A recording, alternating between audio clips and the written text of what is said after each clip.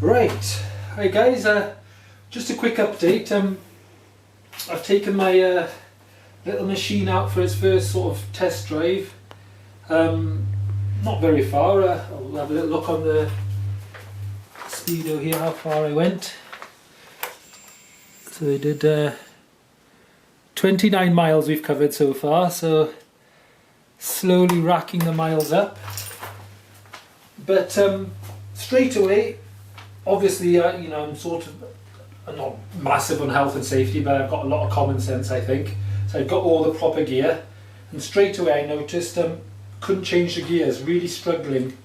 And when I first got it, little test drive and things in my trainers, no problem, but with proper riding boots, complete nightmare, just struggling to get my foot in underneath the gear, and absolute nightmare. So I've never done it before, but it looks like, you know, it looks like there's just one bolt there, and I put my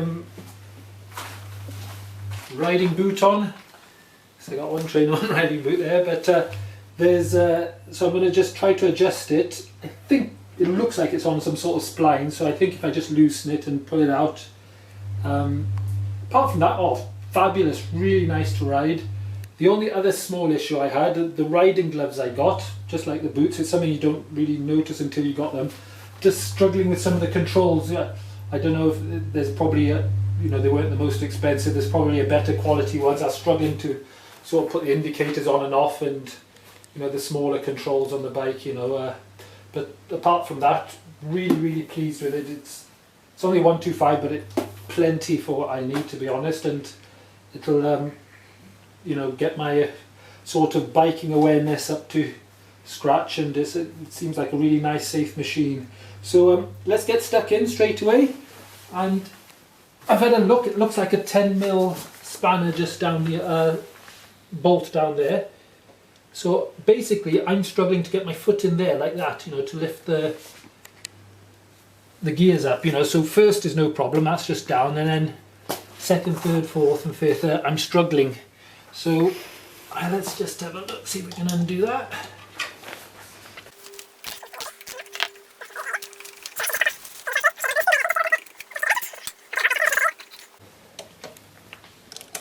Just in case you're wondering where my bike is, it lives more comfortably than I do. It's in my little summer house until I'm ready to get build a bike shed. Just been really cold and damp recently, so that'll be a nice little project. We'll get a home for this machine. Right, I've got the bolt out. So there we go. Oh, there we go. It slides out. That's why there's a little sort of indentation on the spleen there, so the bolt has got to come right out. So I'm just gonna obviously got to be aware that we don't hit the engine casing there. I'm gonna take it down a little bit more, and then I'm basically just gonna try it. So I'll just put the ignition on, but I won't actually start it. See if it's any better. Get the stand out of the way. See, even then I'm really sort of, I don't know if it's the boot, because this can't be adjusted, can it? No.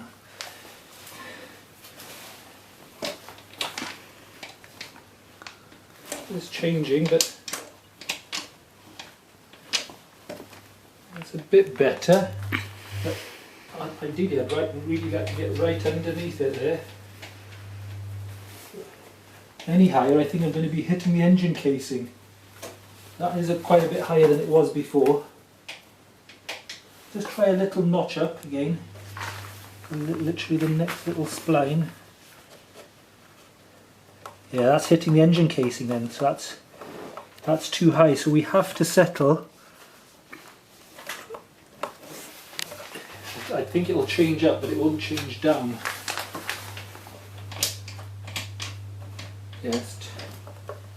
Yep, that won't change down. So we've got no choice. The very highest we can have it is the next spline down there, which is,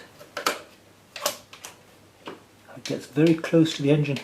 I'm going to give that a go and see how we get on with that. It's not actually it's about a couple mil just away from the engine casing there, but we should be okay. So we'll give that a go. We'll see how we get on.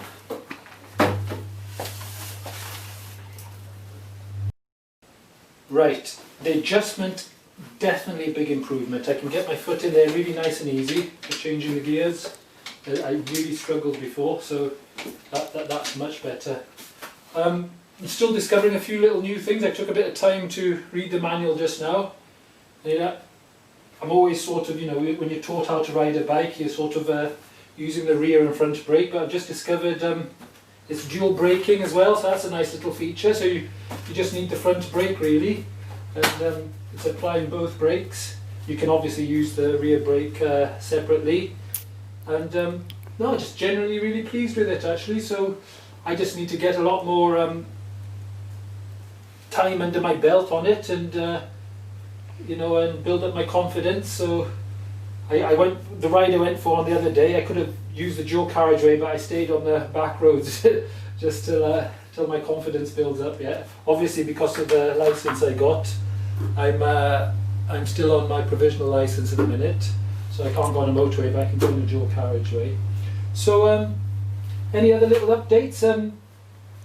I'll keep you informed, and just the usual thumbs up and like and subscribe. Thank you very much.